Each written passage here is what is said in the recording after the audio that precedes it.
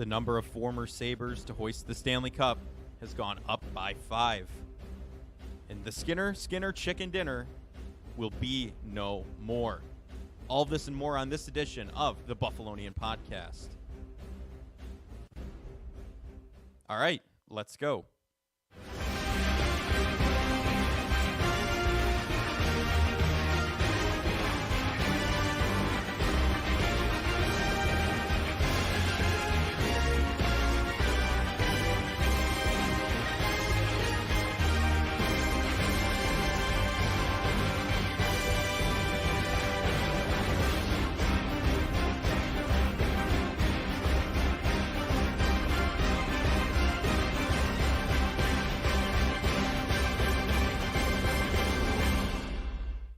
We are back with the Buffalonian Podcast. I'm Joe Cali. As always, I'm joined by none other than Dom Loss. And Dom, we're here in the thick of the Bills offseason. We're going to completely skip over them today because nothing new, nothing exciting really coming out of it. Just speculation, and we've had enough of that. So we're going to move on to the Buffalo Sabres right out of the gate. Yeah, the Florida Sabres, man. They won the Stanley Cup. I was rooting for McDavid in Edmonton, truthfully. That's where my allegiance was. I just think, I mean, he ended up winning the Conn Smythe anyway, but I mean, you heard him after. He didn't care about that. He wanted the Stanley Cup. So had the wrong trophy. Yeah, yep, he had the wrong trophy. But still, Game 7 that series got to very exciting. Definitely lived up to the hype too. 1-goal game. Yeah, chances a little bit in the third period. It's crazy to me though that if Edmonton won, it would have been the first time a reverse sweep has successfully happened since the year of 1945. Absolutely wild. In the Stanley Cup final? Yeah. I think Philadelphia did. Well, yeah, I mean, all time. All time, I think there's only like 3 teams that have ever done the NHL. Yeah. That would have been remarkable. Truthfully, it really would have been. That's why I was kind of rooting for it. And, McDavid played in Erie in his OHL time. It's never happened in the NBA. It was close last year. If Boston won Game 7 at home, they would have done it. And then MLB has only happened one time. We all know what happened there. The certain Boston team did win Game 7. Yep. But yeah, it was exciting. I think it was weird though. First off, congrats to Sam Reinhart for scoring the Stanley Cup winning goal. Yeah, he's one name I didn't have a problem with on the Florida team. I mean, I don't have a problem with him. Rodriguez, Montour was just used properly. Apostles, whatever. I didn't really get all much. I mean, everyone was kind of. I'm happy that his career ends off on top. I mean, I assume he's gonna retire, but he should put on skates ever again. Slowest skater on the ice. Are we serious? He was pretty decent in Game 7. He was, honest, but he was after getting taken out in Game 6. Again, I think the kind of what happened this year kind of soured a little bit of my taste for Kyle Oposo, but it was still cool to see him host a cup, and obviously we all like Sam Reinhart in this bunch, so he's gonna get paid coming up here in a week. Yeah, it's funny. We went to Kyle Oposo's 1,000th game, got the little plastic stick. It's now sticking out of a voodoo doll I have of him. Right through the chest. Jesus. The 1,000th game stick. But I do think it's weird. I do think it's weird that I'm not against. I think hockey does one thing poorly, and I don't understand why the Conn Smythe is a playoff MVP. Yeah, I just think that's be a season wide. Do you think? Season wide? No, I think it should be series. I mean, I think you could have a playoff MVP trophy, but I think they should, like the NBA did something good where like they had the Finals MVP, which is the best player in the finals, and then they added to that by now having Eastern Conference and Western Conference Finals MVP. Yeah. So like if you were the best player in the Western or East Finals, you won MVP. Well, that's what the NHL should do is that you could keep the Conn Smythe, and that's your playoff MVP. That's your big dog, best player in the playoffs, whatever. They should also just have a Stanley Cup Finals MVP, right? They should have someone who was the best player. Now, you could also argue that was also McDavid because I think he had 11 points in 7 games and had the most points by 4. He climbed to third all-time Sabre or fourth all-time Sabres postseason points leaderboard. You mean all-time? Yeah, that's what I'm saying. In general, you said Sabres. Well, for the Sabres too, you should look too. It's pretty much that. McDavid? Yeah. What are you talking about? I went through this the other day. You compare McDavid's playoff stats to like the top Sabres playoff stats points. Oh. He's like he passed the entire team. I mean, yeah. But even like, do you get what I'm saying? Even the playoff heavy. I don't understand what you're saying. If you look at the Sabres as a team right now. No, No, I'm saying like all-time players in the playoffs, points-wise. He's like, if you put his points up there to compare, All time his points. yes, Okay, yeah. he did it in one series. He got up to it. Oh, Not like, one series, one playoff. Do you get what I'm saying? that he would have the most points in Sabres history in the playoffs if he only had the 44 points he had this postseason. Yes, not the most points. He's like third. Okay. But yes, I'm just saying. I thought you. Okay, I understand that a little bit better now. Yes. I was a little confused what you were saying. No. I'm not gonna lie. No. Because you said Sabres, and I was like, did you? Because he finished like fifth, I want to say, all time or all third. time, yeah, in Like general. an all-time playoff. But run. it's just funny to look at the Sabres, those big playoff runs they made. He would have, No, yeah, no, I understand. No, yeah, yeah, you get it now. I understood what you were rolling with there, but Mhm. yeah. But he got shut down in Game 6 and 7. Like I know he just kind of wore down, but he didn't score a single point. So it's kind of like it's Mhm. weird to kind of be like, yeah, the guy that kind of didn't.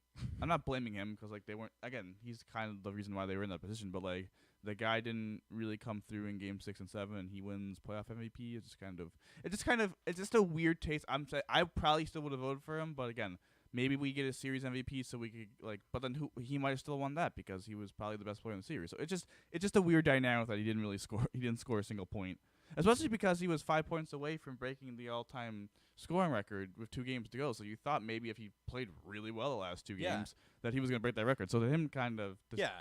Well, you think even though he slumped in Game 6, you're like, oh, he's due. Game 7, he's gonna go back and score some points. Nope. Nothing. Yeah, apparently needs I think he has a groin injury or, an injury, abdominal injury. LBI, I think it's an abdominal injury that. MBI, Yeah. Middle body. Yeah, middle body. injury? That's the good one. Yeah, is that all they're gonna Yeah, he say? needs surgery. So. Oh, does he really? Yeah, no. I mean, all these guys probably need surgery. Yeah. Like that's how wild this thing goes. Is that Dude, it's insane. We're sitting here. It's about to be July 1st. Jacob Trouba played like on a broken ankle, Yeah. which is crazy. What do you think they're shooting up that ankle with? A lot of drugs. Yeah, that's what I'm saying.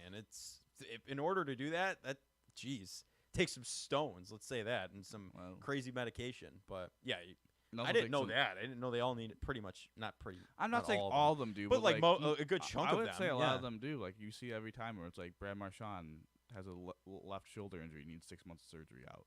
So to kind of go back. Again, congratulations to the Panthers, another Atlantic Division team win Stanley Cup. Yeah.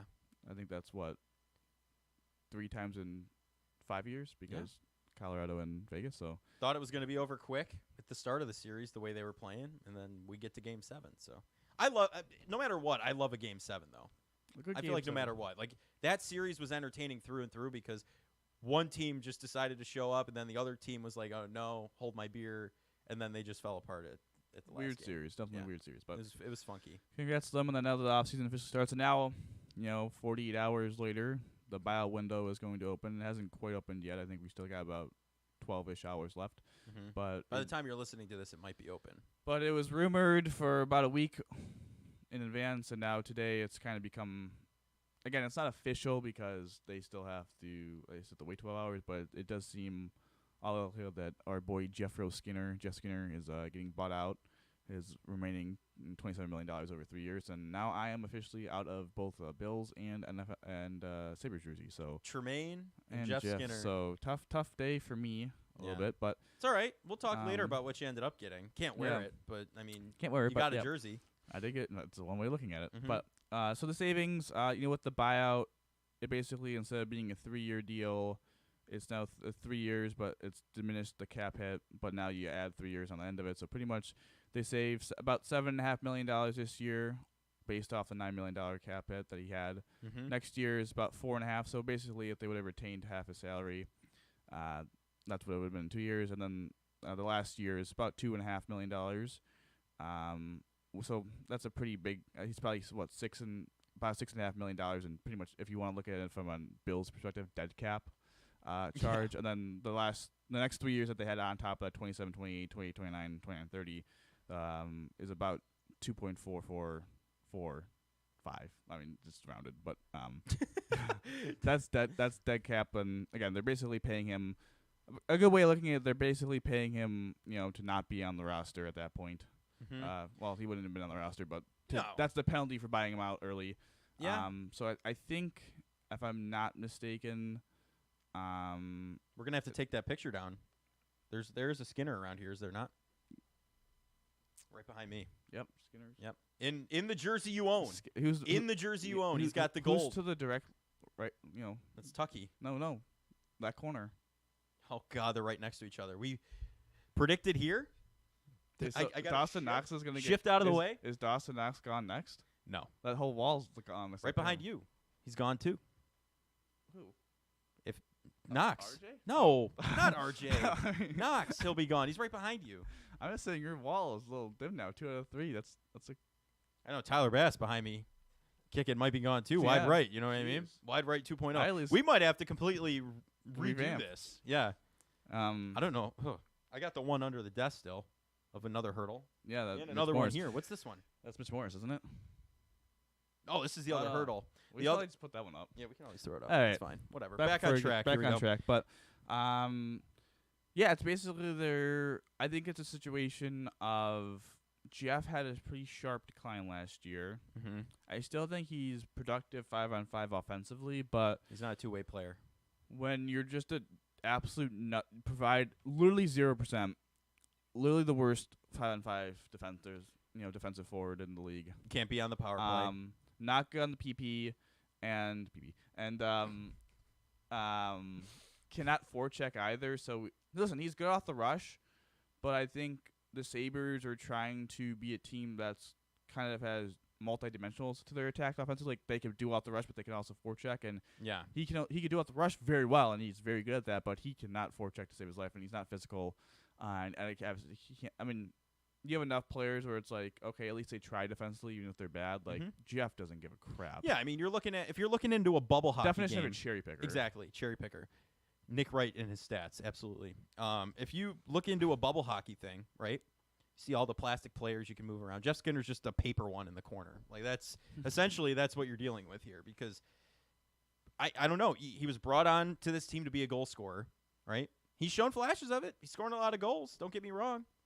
Last season, not scoring enough to be the team's goal scorer, right? He's not scoring enough to have the $9 million cap, which we always knew. Like we always knew he wasn't. That's been a running joke on this show. He's overpaid. If he was a $6 million player, we'll be fine with him. But I think now when you're in the situation of like this is a make or break year, so you kind of do want the $7.5 million that you're going to get right now in cap space to help your roster. Now you're up to $31 million in cap space. Mm-hmm. You kind of do want we kind of do need a roster spot because like he's probably not going to fit in our top 6 after the moves we make out of this offseason, and he's not really going to fit the bottom 6 skill set that we want. So he's not really a fit on the roster anymore. So it just makes sense to move on. I know there's a lot of concerns about who to replace him with and stuff like that. Not that pretty much, but like buying someone out, you added the 3 years at the end with the 2.4, so now you have to eat that. You still kind of have to eat. I mean, you get a decent cap saving second season, like with the 4.5, but then the year before the extra 3, you only save 2.5, so you're eating 6.5. Yeah, that's a lot to eat. But and then there's concerns of oh my God, we got Quinn, we got Peterka, we got guys to pay.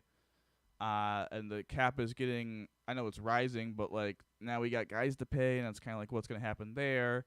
But I think it's also a situation of, hey, like they're trying to make the playoffs right now, and they don't think banking on Jeff Skinner and his $9 million salary is worth the gamble of their jobs.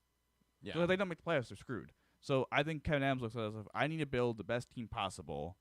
Is my best team possible have Jeff Skinner as $9 million, or is it, hey, give me that roster spot, take Jeff out, give me $7.5 million in cap space, and just be like, find a two-way player. If I still have this job in next year, yeah, I'll figure the shit out. Well, you got to think that's sorry for cussing, but you got to think that's where his mind is right now, though. It's not an unknown fact that if he absolutely craps himself this season, the team is done. Lindy Ruff's gonna outlast him. Yeah, I mean, like that's just what's gonna happen. He knows. So honestly, look at it as taking initiative on the GM's part to keep his job and keep the team. The only question would be, would they have been able to trade his contract? I'm not saying trade his 3 years, $9 million. Absolutely, heck no, no one's taking that contract. I'm saying the remaining, basically trade it 3 years, $4.5 million if you retained half of it. Okay. So you wouldn't get quite as much savings this year. You'd probably lose about $3 million in savings. You'd have 4.5. You get a similar savings second year, and then the third year you actually get $2 more million, get $2 million more in space in the buyout because you get 4.5, and then you wouldn't have the 3 years to go. The problem with that is this: he had no movement clause, so Jeff probably was like, honest to God, like, you guys can buy me out. I think he loses $5 million in actual money with the buyout, and he'll be like, I can get that back with another contract that I'm about to sign whatever I want to sign. And here's the thing too, but also, he has his choice. He's the longest That's what I'm tenured saying. player Well, he had without a playoff appearance. Yeah, you know, and like he wants to go somewhere that and might be rebuild able his to win. value. Yeah. And also, it's a situation too where you'd have to get you have to give up a pretty big asset to move him. Like, we just saw the Detroit defenseman Wahlberg. He had 2 years? I think 3.4. I might be wrong on it might be 4.4. No, I think it was 3.4. Like, and he's a good player. Like, he just had a down year, and he's kind of like a typical defensive defenseman. Like, he was a solid player. He had a better year than he kind of, and Jeff Skinner had a down years, but he has one less year in the term, less contract, younger, probably a more productive gamble. Yeah. And the Detroit had to give up the 53rd overall pick. I know it's a weaker draft, but that's still a second-round pick in this year's draft. So, I mean, you'd think the Sabres would have to at least give up maybe a second, maybe more, to move off his contract. And at that point, you'd be losing a lot instead of just at buying that him point, out. It's more worth it for to buy this him out. again for this season. Like, there's really 3 options. Then, would you rather trade Jeff Skinner and give up a second-round pick and get $4.5 million in cap hit? Would you rather have him on the roster at $9 million and just kind of figure it out? Or would you rather just buy him out, keep your second-round pick, and get $3 extra million in cap space and kind of figure and then say YOLO in the future and figure it out later? Yeah. Figure out the future days. And you do have a little bit of money to play with, so you got $31 million. You'd rather buy him out. That's the right move at this point. And my frustration also is that there's been are the Sabres really going to spend that money? Listen, I'm just going to say it.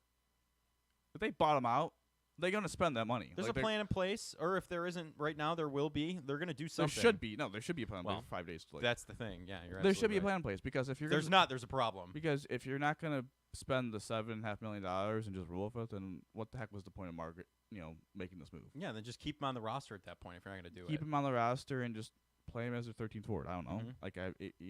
So.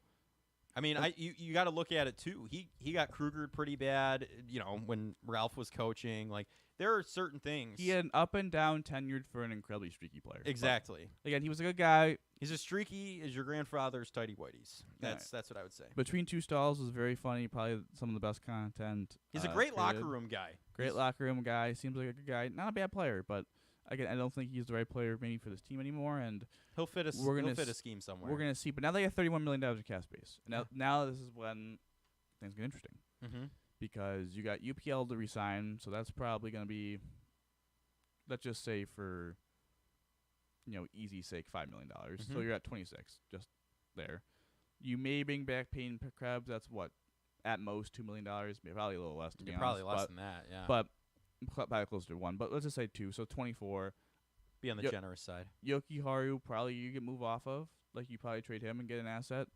Gergensons is probably gone. Like, the rest of free agents isn't really much keeping. So then you kind of get a situation where you kind of have some of these holes to fill, and you got about $24 million to kind of figure out, what you want to do. I think there's definitely you need to add a top 6 forward. You need to add a bottom 6 center. You probably need to add another bottom 6 forward on top of that, so that's probably at least 3 forwards. You probably need to add a legit defenseman, not one of these like Connor Clifton. He kind of had some good numbers, and we'll kind of see. Or Eric Johnson, he's a veteran. No, you need to add you need a solid guy down there, a legit piece as well. Produce. So that's probably going to cost some. So that's probably what. And I forgot about Bowen Byram. I was like, how's he at 24? So that's probably what I guess is guesstimate $5 million. So let's just say we're in the $19 million range. In $19 million, they need to figure out how to get a bottom 6 forward, a bottom 6 center, hopefully maybe more of a third line center kind of guy, a top 6 forward, and a legit defenseman. Right, and it's kind of like, how do you do that? Yeah, you can't just plug the prospect pool in there. You got to go out and get some veterans, I think, to fill spots. If you would say that fit the scheme. If you would say cost, it's probably $4.5 million to get a good defenseman. I'm just estimating, so that gives you about $14.5 million left. It's probably 2.5, I would say, to get a good bottom 6 center, maybe 3. Yeah. So let's just say we're at 11. And then you probably get a another forward is 2, so 9. Then you get a $6 million forward, so you're at $3 million left over. That probably gets you, on the $3 million is probably enough to fill out, like, if some prospects are coming up, if you need to make in-season changes moves. So I think that's what they have to do. I don't. Yeah, you're in a good position with the prospects in a way, too, because you do have Seth Appert on the squad now. So, Yeah, I mean, we'll see. You kind of know what you're getting, I guess, We'll see. I think for me, and then also, what do you do goaltending-wise? Like, do you keep Levi in Rochester? Do you keep Levi, or do you add there? But then that's also cap space that you'll be eating, by signing a guy or acquiring a guy. UPL's getting a contract. That's happening. Yeah, but like it's going to be, do they get a veteran goaltender, or do they run with Levi and Luukkonen, which I don't know. I don't. It's the cheaper option to do, which may end up being a sacrifice. Like, I think there's something that's going to be sacrificed, and maybe. Yeah. Luukkonen also, he played a lot of games in a row last year because they had no other option. Like, there was a lot. Yeah, it's going to be interesting what they do goaltending-wise. Yeah. Because I do think they need to add a defenseman. We saw John Marino maybe on the block because the Devils seem to be signing Brett Pesce potentially, and he's a right-shot defenseman. They already have Nemec, and they already have Hamilton, so it kind of doesn't make sense for them to have John Marino. He kind of had a down year, so maybe you could get him not super expensive. He, I think, has $4.4 million on 2 years left. So he's probably the number one option for the defense because he's a guy that can move the puck, and he's very good at, maybe not the most physical defenseman, but he's good at defending the blue line and getting out of the defensive zone, which is a big problem for the Sabres over the last couple of years. So that's a big weakness. So getting a guy that's actually good at that, and also had a good season under Lindy Ruff. Arguably his best season of his career under Lindy Ruff 2 years ago. So listen, you heard Lindy wants the Sabres to play hockey like Josh Allen plays football, man, and that's what we would like to see as fans as well. We'll see. So I think those are kind of like the checklist, and those are the goals. And I think again they got $31 million, and there's really no excuse at this point. Like, you have the cap space and you have the assets to make those moves, and it's do or die for Kevin Adams. I think that's what you've got it. You have the tools you need to act on it. My last frustration too is, like, I just don't like the mindset of, this could really, like, this Jessica buyout could really bite you in the butt. And you're right. But like, I also say this.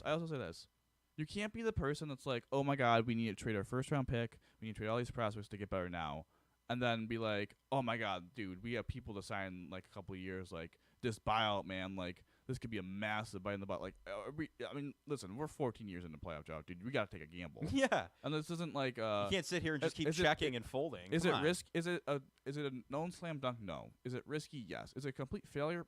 No. Like, there's a chance this is a success. It's probably a 50-50.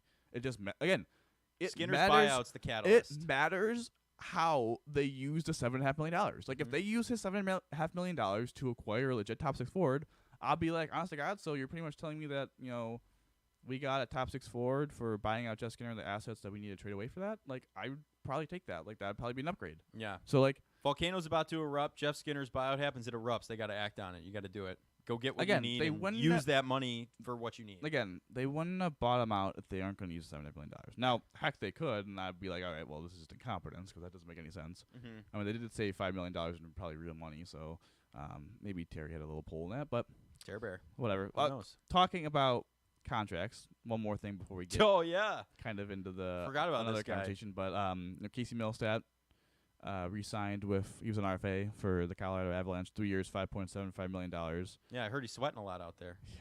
Yeah, that high elevation really getting them. He's got oxygen hooked up. Who knows? But I think it's an interesting kind of moment because a lot of people were upset about it, and I was kind of shocked by that. I should say I was shocked by that. I kind of knew. Upset that he was signed by the Avalanche? No, upset by the letting amount. him go, or just the amount? Oh. Amount plus the move, not to let him go. Like, part of the move was. Well, could you have used him now? Is the question for that middle six forward? Sure. Like, so, that's like where you're thinking about it now. But I think it's also a situation where, I don't know if Middlestat fits what they want in about. Middlestat's not a bottom six center. I want that to be, but like, I'm saying more of a third line center. Like, I just don't know if he fits what they wanted as a third line center going forward. And first off, are we gonna pretend to say that if the Sabres did that would be a 2-year contract, like, for sure, and you'd be walking to free agency? Yeah. So I think the goodwill of being a contender helped the Avs to get the 3 years and get that contract signed. Right. Boosted him a little bit. Boosted him a little bit. Also, like, And he contributed. Nothing changed. Like people are like, oh my God, it would have cost us. Everyone was saying it was going to cost $7 million. Dude, he signed 3 years. Like we were talking, if we wanted to sign him 5+, like it would have cost $7 million per. Mm-hmm. So like nothing of that changed by the contract coming out. The only thing that changed is that the Avs probably got the contender goodwill of another year. Yeah. So like, again, I like Middlestat. Middlestat's a good player, but you're right in the fact he might not fit what they're looking to accomplish in the future. Might not fit what they're looking to do, and there's no guarantee that he was going to sign that contract with the Sabres. Yeah. And it didn't change the fact that they wanted to lock him up long term. They were going to have to pay him $7+, and at that point, he's not. He's been. I don't think he's a $7+. I don't think he's a $7+ million player. He wasn't playing very well until really this season is his most consistent season. I don't. He's been streaky. It's not that perspective that I go with. I go with the perspective. I just don't think his ceiling is $7 million. No. Like I think he's a solid high floor guy. Like I think he's a solid $5 million player. Right. He's not going to raise your ceiling though. I get what you're saying. But no, he's not going to raise his ceiling to get to $7 million. Like he doesn't have the physical tools. No. Like he's not super fast, not super physical. Like he has nice hands. He's very passing. serviceable. He's serviceable, but he had 15, 18 goals. Like that's kind of his most. Yeah. So maybe he could get to 20 goals, but a 20-goal scorer with 50 points and being solid $7 million, I don't think it is. I think it's more 5. So I think that's where you kind of get with the problem with Middlestat. And again, we'll see what Byram becomes. I'm wrong. I made a mistake earlier. Byram is signed. I completely blanked this earlier. Byram is signed an extra year. I looked at a post about what are they going to do next year following the $7.5 million with the $4.5 million. I forgot Byram is signed 1 year, 3.8, then as an RFA. I forgot that was the big little bit advantage with the Middlestat thing is that they don't have to make a decision on Bowen Byram this offseason. So that's my fault. So again, think about that. Like although adding another $1 million, $1.2 million, because I over-exaggerated. So $4 or $5 million in cap space really after they make some of those moves we want, so they could tinker a little bit with the depth. So sorry about that, but I literally was thinking about myself. I was like, I don't think Byram is an RFA this year. But then I had to look it up, and that's my blunder. Yeah. No, listen, I'm gonna be honest. Any listener knows I'm newer to the Sabres than this guy, and you can clearly tell this guy's got the numbers in and out. No, thanks, sir. So listen. He's my resident. Well, we won't have cap friendly, so I mean, I won't know where to go to look. It's a Washington Capital friendly. I don't know. Like, what do we call them now? Like, I feel like we got to think of something. Imagine doing that. Like, in all seriousness, I'm gonna buy it so I can use it. Imagine having your own system already. Yeah. Like I feel like every team should have whatever. They don't want it to be public knowledge. It is. There are other sites that do that already. Whatever. Like, what are we doing here? Whatever. Who owns the Capitals? No idea. I don't know that person. Very stupid. That's all I'm saying. That's all I'm gonna say. It's just not smart. But I do have to say, so we're 2 days away from the draft. We're getting close. It's and then free agency on Monday. It's opening up. So for next the week, NHL. when we get on the pod, man, we're gonna be looking at some new faces. It's gonna be very fun. Holiday week. Holiday week. So I don't think we'll be talking. I'm sorry for any Bills fans. I don't think we'll be talking about the Bills next week either. So it's okay. But I think I'll be 22 on the next pod. Dang, look at you. Yeah, you're right. Yeah. Are you actually 22? Is it Wednesday? No, July 1st. Free agency day. Oh, it's Monday, yeah. Monday. Mm-hmm. I keep forgetting that that we're in July because the Stanley Cup final just ended at the last week of June. Yeah, me too. Me too. Wild. Taylor Swift era. Yeah. The Eras Tour. Who knows? Yeah. Right. 22, yeah. But yeah, listen, the Sabres are I'm really excited to see what they look like on the other side of all this. This is our Super Bowl for the Sabres fans. Like this week. Yeah, we can change. You know, after last season, I think anything's better than watching the on-ice product. So we'll see what happens with Lindy Ruff. But the Granado Ice product last season wasn't there. We have a new segment, though, we're thinking about. We're going to try it. It's kind of a would you rather, but it's not. It's cooler, better. It's got photos. Different phrase. It's not just takes. It's got pictures. It's got things. We're going to take a quick time out, and we'll be right back with that segment right after this.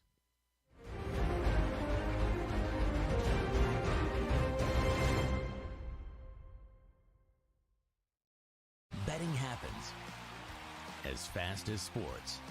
And now every play is faster than ever before. You're on the edge of your seat until the moment when it's all on the line. Which is why it's important to pause before you play. Sports are fast. Betting shouldn't be. So remember to set limits, know the risks, and pause before you play. To learn more, visit pausebeforeyouplay.org. We are back with the Buffalonian Podcast. Way to take the bit. Thank you. I'm Joe Kelly alongside. No, but it's the new I segment. was gonna do that without laughing. I know, I got you. Sorry. But Sorry. new segment, this or that. This or that. I'm very excited. We did have a preview. This is the one we had a preview on. There are others that were flying in blind. This or that. First up, 2021 Bills or 2007 Sabres. I'm 2021 Bills. I would agree. I think 2007 Sabres obviously won the President's Trophy. Obviously had a more dominant regular season, winning being the number one team in the standings. The Bills were, And they had the slug. I mean, you can't really go wrong with that. The Bills were 11-6, had to fight their way to win the division, be the 3 seed. But I think the thing is, the 2007 Sabres again had a productive postseason. Winning 2 playoff series, but then losing in 5 to the Senators. They fell behind 3-0, and it was kind of Jover. Lost on an overtime goal by, I think, Alfredson. Sent them to the Cup, and then Ottawa got crushed. But then in heartbreak. I just think the 21 Bills, I just have a soft spot for them because I think they would have won the Super Bowl. They didn't lose in 13 seconds. And There's no question. Again, with those 7 Sabres, they got kind of semi-dog walked at the end of the year by Ottawa, and then Ottawa proceeded to get dog walked by the Anaheim Ducks. Yeah, so it showed they probably wouldn't have. So Yeah. would they have won? Maybe Who not. knows? I just had the 21 Bills just peaked at the perfect time. If you want consistency, who was the best team consistent from start to finish was probably the 07 Sabres. But the 21 Bills, I think ceiling is higher. So Yeah, I'll go when with it them. mattered in the postseason, that's 100%. When the lights were the brightest. Yeah, exactly. 13 seconds. I mean, yeah, you didn't win the game, but you're absolutely right. Bengals fans can go cry. Cry me a river. I don't care. Or Rams fans. Rams fans. They actually won Yeah, the but Super still, the Bowl. whole thing with the Bengals was, the Bills were going to win, whatever. Like, no. Like, Yeah, whatever. Bills. The Bills. You got to watch it with the Justin Timberlake references here, man. What? Yeah. Sorry, you got a DWI. Yeah. Oh, my God. No. The 2021 Bills all the way. Their roster was just elite. The way Josh Allen really played football that season, and from that point, I mean, 13 seconds is where he was on the map, but that's where, the star, the capital, was put on the map right there. So I think that was a nice little pound to the table. there you go. Yeah, you get a little Aggressive. earthquake over here. 2021 Bills, The no ground question. is shaking. On to the next. Oh, God. Tyler Boyd drought touchdown. This is good. Or the 1993 35-3 comeback. So My dad left that game. Fake fan. Finished it in the bar somewhere. Did he even remember the ending? Yeah. I feel like if I did that, I would just. Well, the amount of people who try to get back in. The Four Falls of Buffalo, if you haven't seen it, watch it. They talk about that game. It's very good. It's like Game 7, Miami Heat. Whatever. I'm not going to get into that. No. But listen, I think historically people will remember 35-3 forever because it was one of the greatest comebacks of all time. And it was by a backup quarterback. Yeah. In Frank Reich. By a backup quarterback at home. All hope is lost I think because Kelly goes out. That was the 4th year, right? Yes, I think so it was kind of like yeah. they've already lost 2 Super Bowls. They're losers or whatever. 93 So was their last I think I appearance. have to take. I don't know if I'd take. See, but this is the thing though. That touchdown, we were 14, I remember and we never made the playoffs. I remember watching it. I ran around the block with the shout song out on a speaker with my entire Again, family. people who might have been like 14 when the 93 comeback happened, maybe it's different, but we were 14 when the drought touchdown happened. I'm just taking the drought. And then seeing Kyle Williams crying in the locker room after all those guys, and yeah, that's definitely the drought. McDermott's first season as a coach, I got to take the drought touchdown as well. The amount I'm getting like chills thinking about it right now, where we weren't alive for the 93 comeback, so it's not as significant. If we had someone that was alive during that and like remember that well, I think we could have a debate about it. But I just, of course, let us know. 02 babies, we gotta stick together here. 02 babies, yeah. All right, up next, Bills throwbacks or Sabres goat heads. There's no question. Yeah, goat heads. Goat heads. I don't like the Bills throwbacks. The jerseys, we'll get to this, but we saw a throwback jersey versus the classic white really up close and personal. We were really looking at jerseys. And I like the throwback, the arm pattern, instead of the 2 line, whatever you want to call them. They're not solid, but they're layered on top of each other. Layered. They're separate rings of color. I prefer that. The standing buffalo, though, I get people like that. That's like their childhood. That's the original. Whatever. I'm all for the charging buffalo. Yeah, I'm not a standing buffalo guy. I'm a goat head guy. Yeah, goat heads all the way. When they wear them on the ice, it's just like They feel evil. No, it's just, Yeah. It's not. We could go to this one. Yeah, it's we're done. It's interesting, but like I mean, goat heads all the way over Bills. I think it would have throwbacks. been interesting if you put Bills jerseys versus like the royal blue Sabres versus like the Bills blue jerseys. I think you get a lot closer appeal of that. I still think I would take the Sabres, but like The Sabres are more royal blue, but I like the red, white, and blue of the or Bills. it could just be like super yellow and be like the slug jerseys versus the navy blue Bills jerseys, and which one was worse. Yes, I have both in my closet. I wear both actively during the Not season. which one was best, which one was worse. Which one was the worst? Next. little snap. Sorry for the snap. Scary good RJ call or Mayday RJ call. Oh, this is a I don't know where to go here. He's over your shoulder. What are you thinking? I'm kind of on the scary good. Mayday's more iconic. Mayday's more iconic. I'm just gonna go Mayday.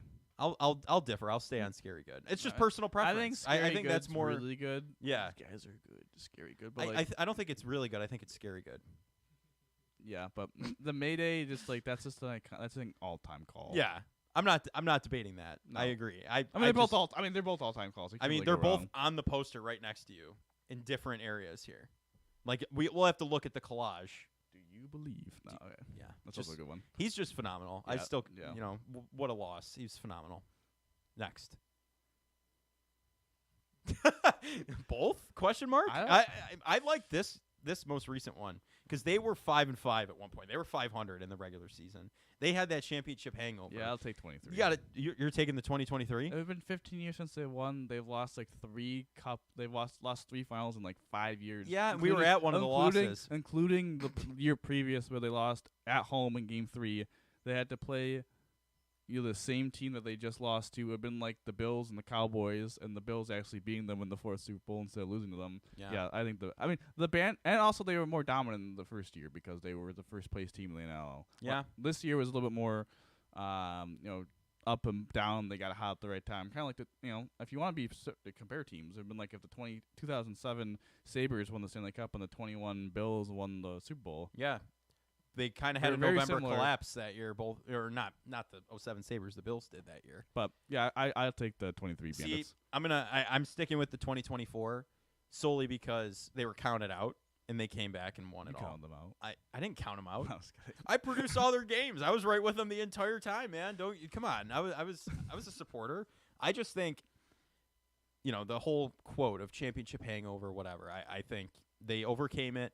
Who knows? They might go for the three-peat, and we might have to do this again with 3 different options. Who knows? We'll have to see. Next. Blue Jays in Buffalo or March Madness in Buffalo? Gary, I personally like I loved having the MLB team here. mm-hmm. I did. I liked having March Madness here though because I love watching March Madness and having it home. It's was awesome. weird, but I think I'd rather have The Blue Jays? The Blue Jays, because I think I'd rather watch March Madness on my TV with multiple TVs going. Not I wrong. think that's a better viewing experience. You are not wrong. I think that's kind of a situation like the Buffalo Blue I Jays. kind of say that's about the Bills games sometimes. Like it's fun being there like a game a year or whatever, but like I'd I rather would watch never- from home. I would never get season tickets because Huh. the weather. I mean, it's a little different. The weather's trash out there. Yeah. but like I just think it's. I mean, first off, where's the yellow line? I mean, I don't know. what Yeah, to right. say. Yeah. Where's the first down? I Yeah. can't see it. Yeah. But I mean, it's unique a little bit, but like, I'd rather watch it at home, the comforts of my house. Yeah, Yeah, I cook think, a nice I pie. think March Madness is just a superior product at home.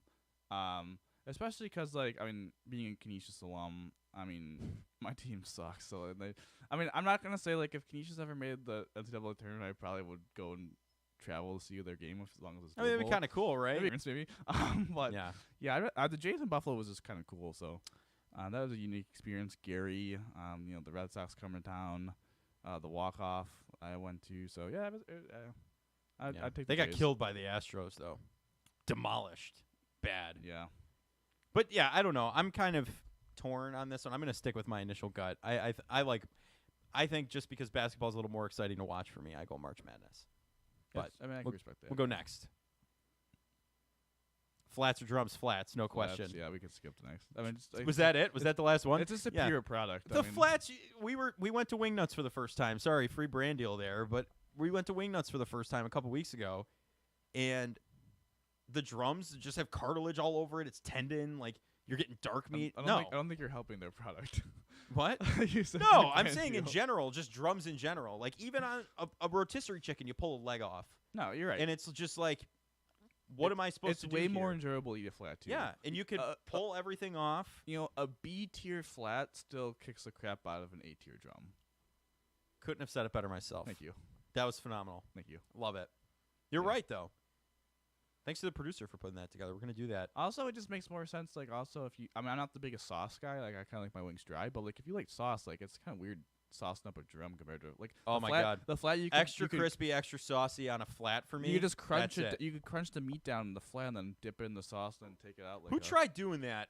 Yeah, I did. Oh, yeah, you It did was on a just too hot. drum or whatever. No, I didn't try. I tried Oh, it you on a burned flat, your thumb but on I the burned my inside. thumb doing it. Yeah, you had to wait like 10 minutes to do that trick. But Yeah. No, and then Yeah, that was- some that was people my smart fault. separate. Some people separate the bones. I do that. Yeah. So I think you have more you have to ways of. wait, do you not separate your flats? No, I do when it gets to like the Oh, meat okay, in the middle. that's what I meant. That's what I meant. Oh, I don't like separate them off the cuff. Oh no, I don't do that. Yeah. Oh, I thought you meant like I just thought you meant like you just like leave them together the whole time. No, Like, no. I When the take- meat's in the middle and you got to get into well, it. sometimes you gotta. No. You gotta put Do your not finger in do and not then say. push. And then you take I it knew out what to you were gonna You say. have to get the ends. You don't get it. I know. No, but the drums you don't get that. You just start getting tendon and cartilage. I'm like, I'm out. Yeah, it's a little too thick. Yeah. It's not enjoyable. Yeah. And you can't dip it in the blue cheese cup. You also don't know where to. You got to pour it on. You it. also don't know where to bite sometimes. Like Yeah. You got to like a flat I could scoop if I want to. If I want a hefty serving of blue cheese, I can get that. A drum I got to pour it all over it, and then it's all over my fingers. It's a mess. You also run out of blue cheese twice as quick. Flats all the way. If you have anything to say about it, I really don't care. No, my because question is there's this. nothing to say. Before you get enough, I know we're going a little long, but before we get into our other story, how much money would you pay though to just have just flats? See, we're not going to name. I mean, we name one. We're not going to name this one. There's an establishment known for giving you the option. What is it, like $5 more? I thought it was $5, but I might be wrong. Is $5 acceptable or too much, too little? You know what? Honestly, for the ease of eating, I would throw the extra $5 in Let's for all put it this way. because I would eat all Let's the put it flats. this way, what? I don't eat all the drums. 10 wings is probably $20. I'd pay $25 for all flats So like, because that's I what I'm know I saying. would eat every ounce of every That's one of what- those wings. That's what I'm saying. Is like, how much is a flat worth? Like 5 flats, 5 drums, $20, or Mhm. 10 flats, $25. You like, leave so much behind on a drum, it's not worth it. You're honestly Like- wasting money. I'd rather pay the $5 and eat it all. I agree. That's where I'm at. I Give me think give me carrots over celery too. I don't want strings in my teeth. You don't like eating negative cavities. Is calories? it? Well, you The technically process of chewing? the it, I process think of chewing it actually just burns it. Yeah. What a beta vegetable. Like it doesn't even have any. Like I'd rather have a carrot. Give me some starch. I want to see at night. You know, but give me that vitamin A. Okay, go ahead.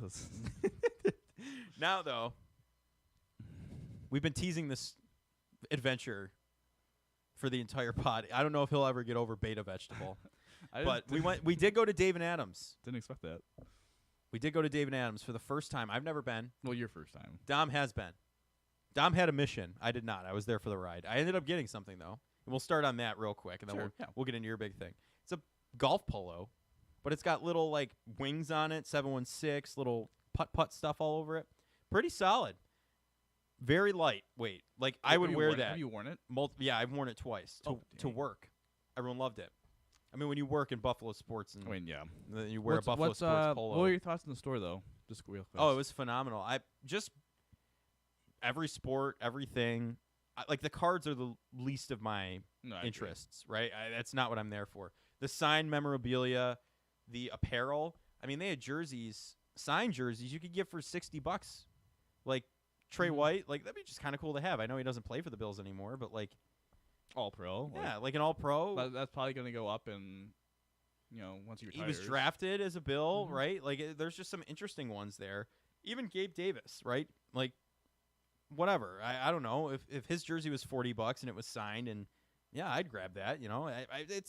It's a Buffalo sports fans heaven, I would say. There's a lot of other stuff in there too, though. We saw a Garoppolo jersey hanging up. College football stuff, baseball college football, stuff, Derek Jeter bats, and Tom Brady stuff. a lot of Tom Brady stuff. There's a cool Tom Brady and Peyton Manning picture that went for like going for like 20. That was cool. Just the picture of the two of them shaking hands in the middle of the field. That alone would be worth it. But it's time for the main event. What did you do? So the story, we got to rewind about 5 years. Okay. Right off the 2019 Houston loss, I went to David Adams with our then co-host Mike and Mooch, and there was a $400 signed Josh Allen jersey with a really cool plate that was like Josh Allen, number 17, 7th overall pick, 2018 Buffalo Bills quarterback. Really sick. And little Dom looked at that and said, I want it one day. And I said, no.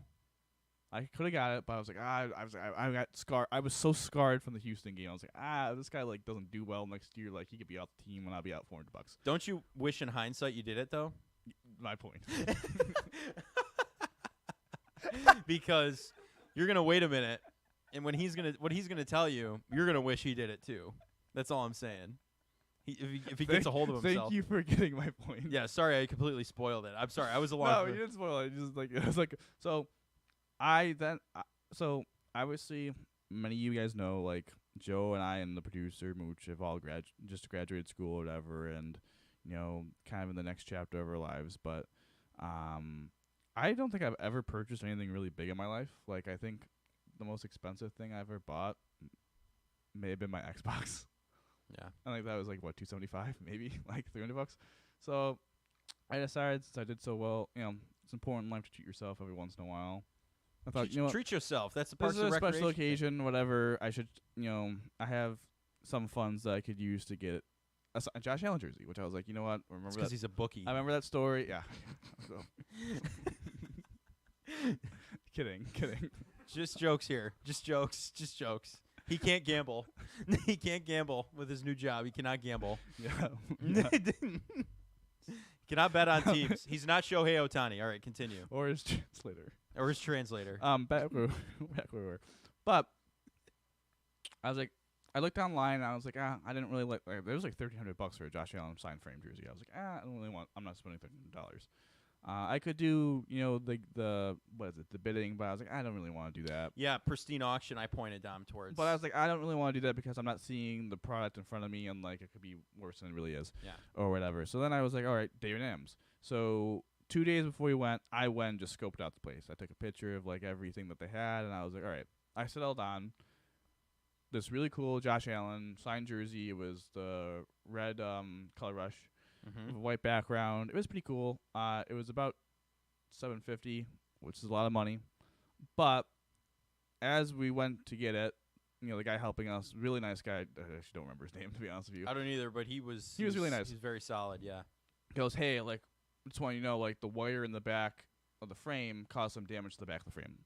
And we look, and it really wasn't that much. I mean, it's a dent. It didn't even that puncture. Picky. Yeah. Yeah. If it was like a straight up collector looking for this, they would put it down. They would put it down, but I was like, I was still kind of thinking. And then he was trying to sell me on getting a jersey and just getting a frame myself and making my own thing. And then I guess it's really important also in the story. Like, Joe and my brother Patrick really helped me because I think it's important to when you make big financial decisions, not just do something. So don't be impulsive. So I was like, just give me a second. I just got to kind of think this through because this is a big financial decision, probably the biggest I've ever made in my life. So we had all the three of us got in a group, and I was like, honest to God, I don't really give that much of a crap about the frame being damaged, but I do it to say to get a signed Josh Allen jersey is $500. To get it then framed is $250.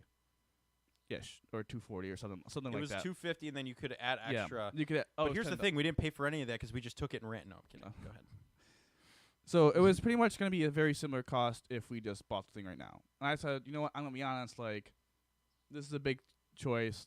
I didn't love the white background. I thought the white background was a little just looked bland. It just looked bland. I was like, I kind of didn't like that. There was a Bruce Smith jersey framed that was blue and had a red background. I was like, you know what? That looked a lot better. I'm not going to get a Bruce Smith jersey because, again, nostalgia.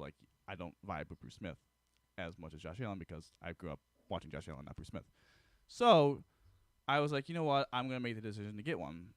And so we then spent the next probably 10, 15 minutes deciding on what specifically to get. There was a conversation made, and then honestly, the total before tax was $763. So it cost $14 extra to make it my own, and I guess my time as well because we had to wait about a month for it to get month and a half for it to get framed. But so we settled on.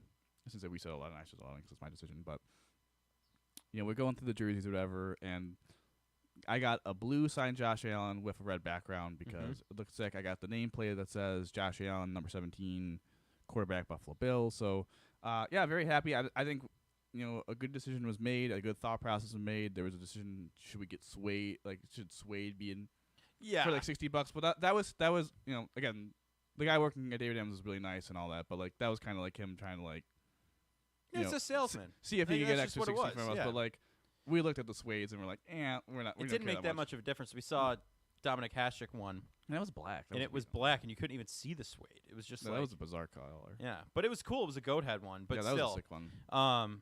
You ended up. We got it the day before the guy for the framing comes and picks him up on Friday. So then it's been about half a week. So he said 4 to 6. So yeah, really cool. And by training camp, you're gonna. I mean, maybe we'll do a remote one day, and you'll be able to show it off. Yeah, in the room. So yeah, really cool. And yeah, obviously. Go check it out if you're a Buffalo sports fan. I assume you are if you're listening to this. They have a lot more stuff too. It's not just like signed jerseys. Like they have signed pictures and all that. They have other frame stuff as well. So and if you like sports cards, that's what they're known for. And they also have other stuff like Pokemon and all that stuff. Magic the Gathering. But yeah, it was really sick. Obviously, we're gonna have to come back in about a month to pick it up. But yeah, it was really I love David Adams. I've been going for a while. I got some pretty cool stuff from David Adams too. Like I have a signed Bruce. I have a signed Bruce Smith picture.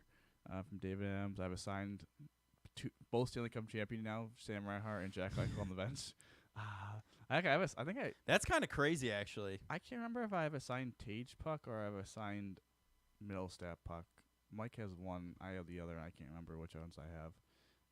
But I got assigned McKinnon. Listen. They give you hockey cards. I used to get a lot in the I used to get a lot in the mystery stuff. Like I have a well, that's the cheaper thing. You take the gamble. I have a signed Nathan McKinnon puck because I bought a $50 mystery puck and well, you that's before he won the Stanley Cup too. You spend $50 and you might get something worth a couple hundred. Like you never know. I know someone that did the random jersey sale and got Brad Park. People who might not know Brad Park, he is a Hall of Famer, but from the 70s. So no, that's with Pristine Auction. I did that a mystery box, and I ended up with Craig Morton, Super Bowl IV champion or something like that. Is that for the Cowboys? I don't know. Let's see. It might be. As we close it out here, actually, that might be Baltimore. I think Denver, but he played for Super Bowl. Let's see. Craig Morton Super Bowl. Actually, Super Bowl IV might have been. He won. He played 18 seasons primarily with the Cowboys and Broncos, and he played for 2 different teams in the Super Bowl, for Dallas in 70 and then Denver in 77. Nice. So yeah. It's pretty cool, though. It's his signed California State Golden Bears jersey from college. Also, an important decision that was being made about the Josh Allen thing, too, was that there was a conversation about getting, like, Joe talked about in the the go-heads versus throwbacks debate, like, maybe getting just a random AFL Josh Allen, which looked really cool. Yeah, the old throwback. The one problem with that was that his signature was in a gray Sharpie on the and it just didn't look as good as the black Sharpie. Doesn't stand out like the black Sharpie does. So you could lose that, and who knows, it different colors work in different ways. It could rub off if it's one of those silver Sharpies, So you don't want to take the gamble. You'd rather just get something works, and that's a black Sharpie. So without further ado, that's going to do it for this edition of the Buffalonian Podcast. Lot unpacked here. Brand new segment. Hope you liked it. We sure did. We'll keep that going, and trip to David Adams to wrap it up. Dom, how do we always end these, buddy? Go Bills, baby. Go Bills.